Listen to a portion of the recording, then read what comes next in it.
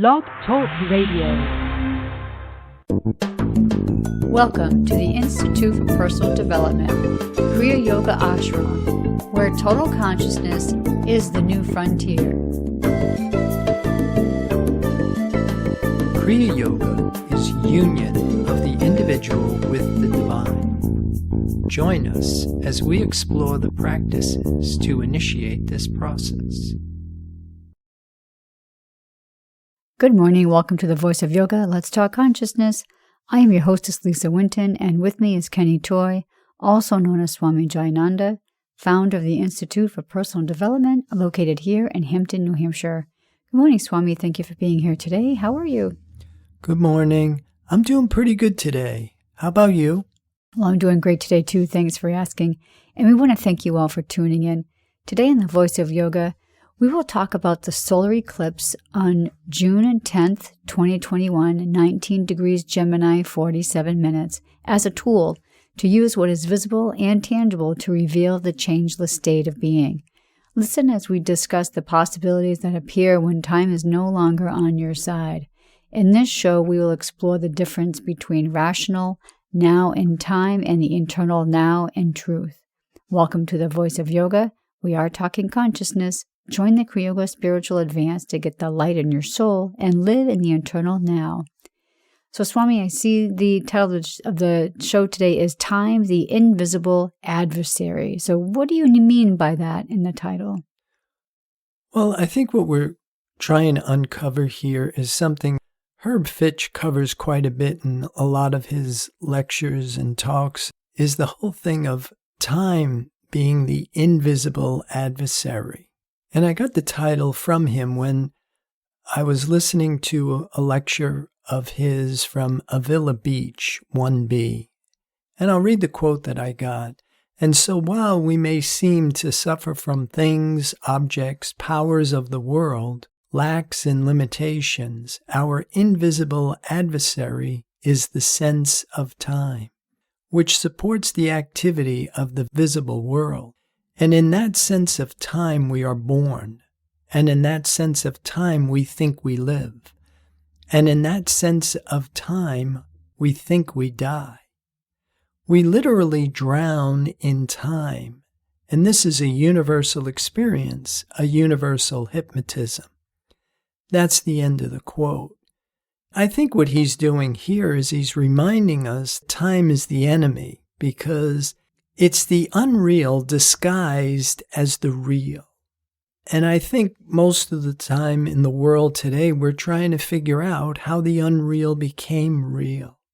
And the more I study divine science, the more it's becoming clear to me this concept of the mortal mind and how corporeal sense can't bring forth the divine image. Unless we can come out of that mind, which can't bring forth the divine image, we're locked into this thought loop, this cycle of death and rebirth. So he says in that quote, he uses this phrase, our invisible adversary is the sense of time, which supports the activity of the visible world. So the visible world obviously is what we see right now, what we hear, the world around us. So what we need to get out of is this idea, this is the real world. Yeah, exactly. Just like we said in a couple of earlier shows that we did, can the mind free itself from its own creation? That this world is the creation of this mortal mind. And by forming thoughts and opinions based on the information that's coming in through our corporeal senses, this process of what we call thinking, we're interfering with the divine creation, the divine word that is pouring out its perfect creation. And so by us thinking this concept we're reacting to is real, we're stuck in that false sense of existence, but at the same time, we're not under the jurisdiction of the divine law, and so we're not conscious of the divine law, and we're not under the protection of that principle. So are you suggesting that we have to change how we think about a perception of time? Well, see, that's just it. If we just change our thoughts, we change our thoughts about time, we're still in that thought loop. We have to come out of the mind that is creating time. What we find is that it's not just time that we have to come out of. We have to come out of time, space, concept, belief, movement, which is really human thinking, and we have to come out of human will and personal sense. And in order to really find the one-size-fits-all solution to all of this is by assuming spiritual identity, recognizing the truth of our being. We are an eternal spiritual being. I was reading a work by Gilbert Carpenter, and one of the analogies in this work that he did was something I think he got from Mary Baker Eddy, but it was something along the lines, if you fall through the ice, don't start swimming towards shore. You'll further imprison yourself. When you fall through the ice, the first thing you want to do is rise. Then you can climb up onto the ice and walk to shore. And I think the same is true with coming out of this false sense of existence. The idea of rising, making our thought buoyant, breaking the ties of these material moorings, which are time, space, concept, belief, forming thoughts and opinions based on the information coming through our corporeal senses, believing I am a finite mortal being, believing that I'm vulnerable. Fear is a defense mechanism for this false sense. We find that learning to cultivate our spiritual senses enables us to come out of that mind which can't bring forth the divine image. Swami, can you talk to us more about bringing forth this divine image? Now, the entire human experience is driven by belief. We can believe in anything.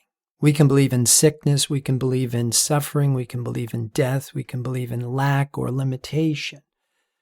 But here we want to believe in the divine creation. We want to believe what God brings forth is perfect, whole, complete, and that God is controlling, governing, and protecting that which doesn't even appear in our corporeal senses. Now, in order to get this started, we have to believe in that divine creation. Life is perfect. Life is eternal. Life is unchanging. Now, unlike believing in matter or believing in sickness, believing in the divine creation aligns your thought with truth. And I'd like to read something here from Hermann Hering, Christian Science teacher and practitioner. A wrong belief cannot be corrected with a wrong thought. Thinking is the exercise of intelligence or mind. Therefore, real thinking is the activity of real mind. Real mind is the divine consciousness, the infinite intelligence, truth. Real thinking is thus the activity of the divine mind, or truth. The activity of truth in consciousness is the knowing of truth. Therefore, real thinking is right knowing. We can know only the truth, never error. We can never know that 2 times 2 makes 5, because they do not. We can only believe it. We can never know sin, disease, and death, or anything that is wrong, evil, or material. We can only believe it. All right, so here I think what we're learning is when you believe in the divine creation, you believe in the truth of being. that belief is backed by divine law. That's the belief that has the power of the divine creation. That's why it's so important to be able to prove the presence of this divine creation, what it is that I'm calling God, what it is that I think is this divine creation. When it is in alignment with the divine creation, then it corrects our thought. And because consciousness is experience, when your thought is corrected by the truth of being, it must outpicture as the perfection of being. So I have a belief in God, and I also have to know and understand that the world that I look out of to see, my daily world, I have to understand that that's not God's universe at all. That's just my mortal impression of what I think is real. Right. And that, I think, is an important concept we have to come out of, because most of us have been socialized to think God created everything. This world is God's creation. And whatever God is willing, then that's the luck of whatever I'm experiencing. And so even to say, for example, under that misconception of the divine creation, if you find yourself in sickness, lack, limitation, then you'd be in violation of spiritual law just by trying to make yourself better. And so we want to come out of these contradictory beliefs. I always think about what Mary Baker Eddy said. Thought loosened from a material basis, yet not instructed by science, can become wild with freedom and self-contradictory. Until we really understand science, the divine law, the presence of the perfection of being, then we're still working with human conjecture. And we're working with that mind that can't bring forth this divine image. What we're really focusing most of our attention on these days is how to come out of that mind, how to cultivate spiritual sense so that we're now perceiving what is real, and we're not trying to figure out how the unreal became real anymore. Well, I know it helps me to understand that if God is omnipresent, then if you think about it, there really could be no such thing as time, because if God is everywhere now, then how can we have this concept of time? Right. The concept of time is all part of this man-made human creation. God exists in the eternal. God is absolute. And this human creation is the rational. It's dualistic. We believe in two powers. And for rational thinking, there's here and there. There's now and then. But for the divine consciousness, everything is here and now. Well, we're going to pause right here to hear a word from our sponsor. So listeners, we'll be back with you in just a few moments. Snow. That's me. Or, it's like you wake up one morning, it's like, you know what? I'm tired. Kriya Yoga Theory 2 is a unique and revolutionary practice and forum designed to facilitate the growth process in human development. Apotheosis is a real experience and has an evidence procedure.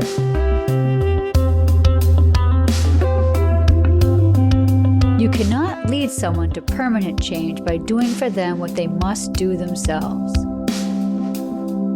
Personal accountability and responsibility are the foundation of Kriya Yoga Theory 2. You must be engaged and devoted.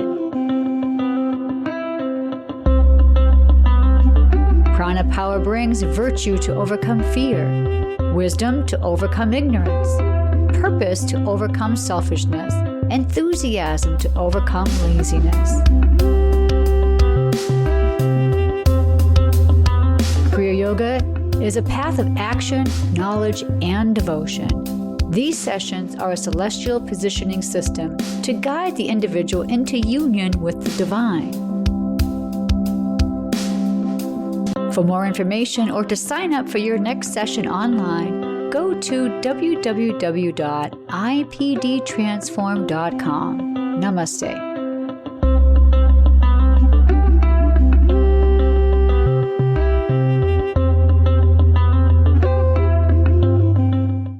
Welcome back. For those just joining us, you're listening to The Voice of Yoga, and we are talking consciousness. So, Swami, I'm wondering if we can talk more about the difference between the rational now in time and this eternal now in truth. Yeah, rational is thinking in time, and spiritual is knowing outside of time in eternity. We can't live in time. We can only die in time. The way that we do that is by stepping out of time into eternity, by stepping out of this mind that is creating time. Physics tells us we can't gain something without losing something in return. By accepting spiritual identity, the changeless state of being, we now come out of this false, counterfeit, mortal sense of existence. Let's talk a little bit more about what we talk about, that we don't see time, only what we call the effects of time. Can you dig a little deeper with that for us? Yeah, and that's what we were saying, to step out of time into eternity. I have something here that was written by a man named David Keaston. I have this quote here that I'll read. Mary Baker Eddy recognized mortal mind's nature as wholly hypnotic, deceptive mesmerism. She recognized that what we perceive as matter through the physical senses actually points to the real, the present divinely spiritual fact. It is mortal mind which presents the counterfeit. And this is something I find to be very important to understand, that what I'm looking at is my thought about what's really here. And the more I'm learning to pierce through the testimony of these corporeal senses, the more I'm learning to trust the divine creation, the perfection of being, the better the experiences that I'm having in my corporeal senses seems to be unfolding as.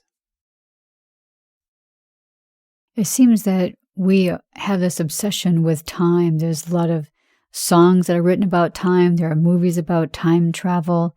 And yet it is one of those areas that you said that we have to overcome. Right. I always think about songs like the Rolling Stones did, Time Is on My Side. I remember growing up with that. A few years after that, they came out with another one called Time Waits for No One. We think we're living in time, but in fact, we're dying in time. I really like the way that Herb Fitch tells us the symbol of water, drowning. We're slowly drowning in the waters of time, and without knowing it, because we're hypnotized. And the whole Noah's Ark story in the Bible is really about coming out of the waters of time. Well, I see that we have some works here by Gilbert Carpenter, and maybe now would be a good time that we could talk about that. Yeah, he did a paper called 500 Watching Points, and I'll read it, this quote that I got from it.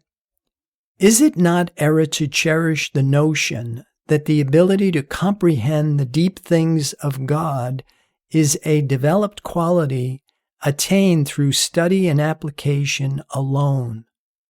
True, such study and application are needed in order to know what it is that prevents students from expressing and voicing the mind that was in Christ Jesus, a thing divinely and scientifically natural to one whose thought is free from the influence of mortal mind.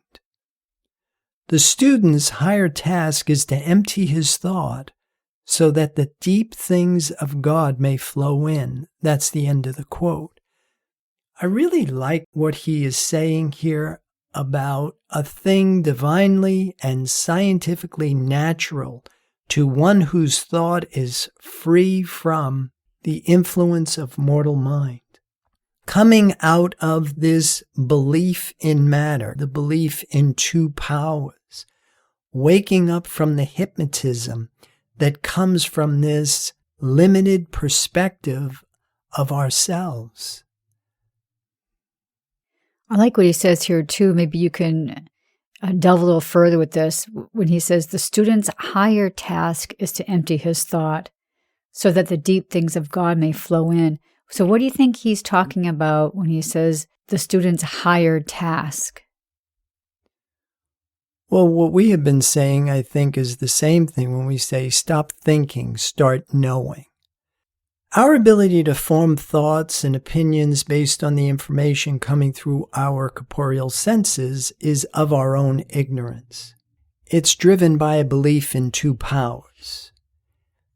Now, in order for us to get out of this belief in two powers, just like when you fall through the ice, the first thing you want to do is rise. We use these metaphors and parables to help us understand rationally what it is that needs to be understood divinely, spiritually. And however you want to try and visualize what it is that we're trying to do, whether it's empty your thought so that the deep things of the divine creation can flow into your consciousness. Another thing is in silence and in stillness, by stopping thinking, forming thoughts and opinions, by watching and waiting and letting this divine creation reveal itself to us. The thing we're really striving for here is that God experience, where we are conscious of the divine creation, the perfection of being. We know the truth. Life is perfect. There's only one life, and it's eternal life. Well, you had mentioned divine qualities just a few moments ago. Would you say that punctuality would be a divine quality? Yeah, I kind of always work with all the good, beautiful, and true attributes belong to the divine. What is reporting in our corporeal senses is never real. I really like what Mary Baker Eddy says, sometimes beautiful, always erroneous. But the more divinely mental our consciousness is, then the more harmonious and indestructible our experiences will be. So I would say that, yes, punctuality is a divine quality. Well, so my next question is, let's talk a little bit about the solar eclipse from June 10th, 2021. That was 19 degrees Gemini, 47 minutes. So how would we use that as a tool to understand what we're talking about today? As you had mentioned earlier, the changeless state of being. How can we tie it all together? Yeah, like we said in our show on astrology last week, we don't want to throw the baby out with the bathwater. We want to use our corporeal senses. Things that are visible and tangible can be helpful, because if consciousness is experience, then whatever it is we're experiencing is mirroring our consciousness. And so it becomes a really great tool for me to make corrections. Now, one of the things about the divine sequence, the movement of the celestial bodies, these things have that element of punctuality. They are reliable, they're dependable, they're very predictable. We know where the planets are going to be. And so we can use these cycles until we are out of the concept of time. We can use these celestial movements to keep us on track. Say, for example, The solar eclipse is on a 2-year, 2-month, and 28-day cycle. Now, for me, that has always been a gestation period of human development. One's consciousness has this dawning of spiritual light. And provided that the connection is held, the gestation period is about 2 years, 2 months, and 28 days for the unfolding. Now, of course, it can happen instantaneously. We know that. Like what Gilbert Carpenter said, study and application has its place. And so working with things like a 2-year, 2-month, and 28-day cycle, just to see how am I doing. Now, this particular solar eclipse on June 10th, 2021, 19 degrees Gemini, that's the new moon. So the new moon, what do we see? Nothing. The seed is in the ground. But if you're keeping a journal and you're looking and keeping track of your experiences, circumstances, situations, your health, anything along those lines that could give you clues as to what you're conscious of. Now, on March 10th, 2022, that's going to be the first quarter phase of this particular eclipse. The first quarter phase is that seed that's in the ground now starts to break ground. It's visible. So if we are keeping a journal and we're plotting our own personal development here, we can look and see if there's any link between what happened on June 10th and what's happening on March 10th. The full moon phase of that is going to be on December 8th, 2022. And the full moon is when that sprout now flowers. It's in full bloom. And just like on the full moon, what do you see? You see the entire moon. So whatever began on June 10th now is in full visibility. And then the third quarter phase, which would be September 6th, 2023, that's the end of the cycle. The third quarter phase, that flower is now wilting and new seeds go into the ground. Now, we also keep track of transits, the transits of the Sun and Mars to the eclipse point that would lend a little additional information to what you're doing. And you can get this on the website if you are a subscriber.